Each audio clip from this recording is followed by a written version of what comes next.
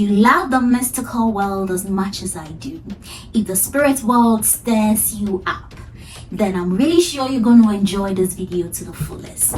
So in the breeding lands of Central and West Africa, there are stories told when the sun sinks below the trees.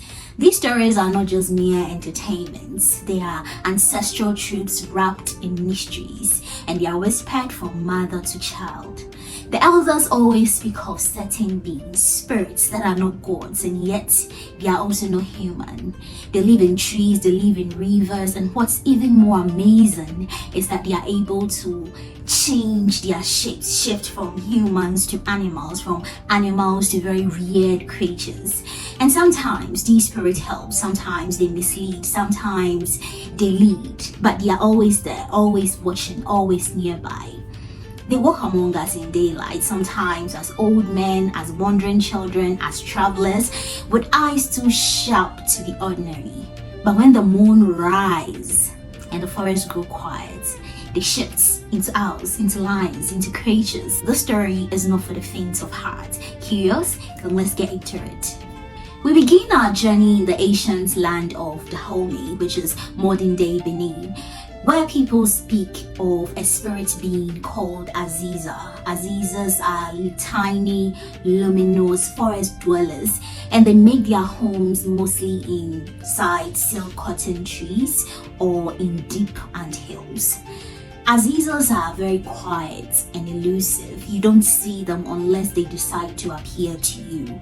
But mostly when they appear is usually because someone is lost, someone is wounded, or someone is genuinely asking for help when there is no hope.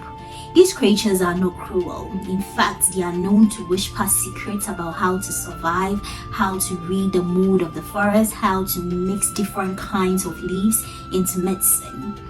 But if you take from their forest without their permission, or if you mock their ways or their appearance, then they are going to vanish from your sight. And also when they vanish, your chances of survival also vanishes.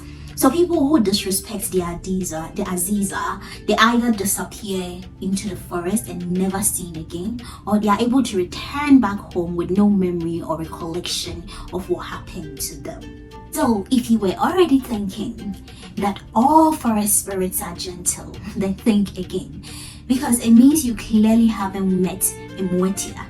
So among the Ashanti people of Ghana, there are stories of Mmoatia. These are dwarf-like animals or dwarf-like beings that live in the forest of the Ashanti people. They walk in very strange patterns to confuse people so that people are unable to follow in their footsteps. These dwarves are believed to live in the very deep part of the forest, and they are mostly compared to fairies, though I honestly don't know why they are compared to fairies, because they look nothing like fairies. They are described as short in nature. They are very short in stature, about 30 centimeters or 1 foot tall, and they have human-like features, curved nose, yellowish brown skin, and backward pointing feet. The Mmoatia is known to communicate using a very unique whistling language, so they whistle amongst each other. So there's this myth amongst the Ashantis that if you are in the forest or at night, you don't have to whistle, because if you whistle, you're going to draw the attention of Mmoatia, and if you draw the attention of the Mmoatia, they're going to carry you away, so you don't want to whistle at night. The Mmoatia is also known for their mockery and trickery. They like to play pranks. They really enjoy certain minor annoyances like stealing food, banana, and palm wine, or their pranks can even extend into very serious events like disorienting hunters or even tormenting livestock, killing livestock. They are credited with having an extensive knowledge about medicinal plants and their uses, and they pass on these knowledge to herbalists. It is said that sometimes the Mmoatia takes on human apprentices and they teach them the act of healing over periods of 40 to 50 days. These Mmoatias are also shapeshifters. They are able to change their forms. They can turn into young children and enter into communities just to play and have fun, but if you try to touch them, they just disappear from your sight. It is said they can also change their shape into a bird and just hover around people, playing tricks, whispering names when you turn around and you don't see anyone around you. One interesting thing about the Mmoatia is that they come with wind. they come with this huge wind surrounding them. So if you see wind building up and you are not careful and you get stuck in the wind, the Mmoatia is going to carry you away. So anytime you feel that the air is building, that the wind is also building, just make sure you turn back and run away, because if you are not careful, then the Mmoatia is just going to carry you into their land. Honestly, there's just so much to these stories that I'm sharing with you, these mythology and folklores.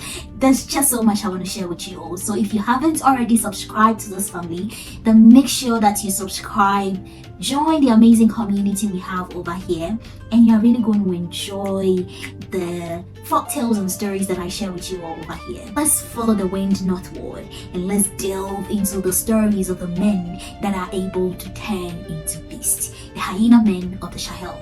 Have you ever heard of the Botengen? These are prominent figures in the mythology of the Kanuri people of the Sahel region, particularly near Chad. These are tales of men that are able to transform themselves into hyenas. In fact, the name Botengen means I turn into a hyena. This makes the Botengen a type of were hyena, similar to the werewolves that we see in the European folklores. The Botengen is able to transform between its human and its hyena form, and they have human features and facial characteristics of a hyena. These shapeshifters are said to live in shadows, and often they take on their beastly form to hunt and to spy. Sometimes they are born with the gift of being able to transform into hyenas, but most of the time they are also taught in their society, in secret societies, about how they can transform into these beasts. Interestingly, the Kanuri's belief system suggests that there are certain villages that are entirely inhabited by these human hyenas. One of such villages is called the Kabutilua.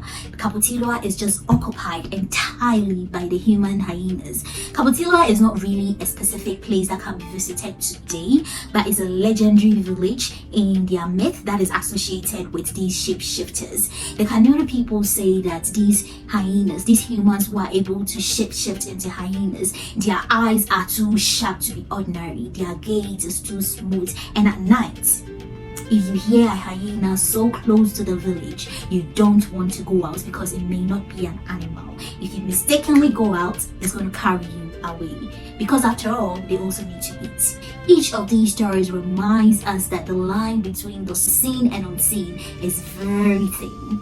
These shape-shifting spirits are not just characters in old tales. They are lessons wrapped in mysteries. They test the proud, they guide the humble, and unhumble the wise.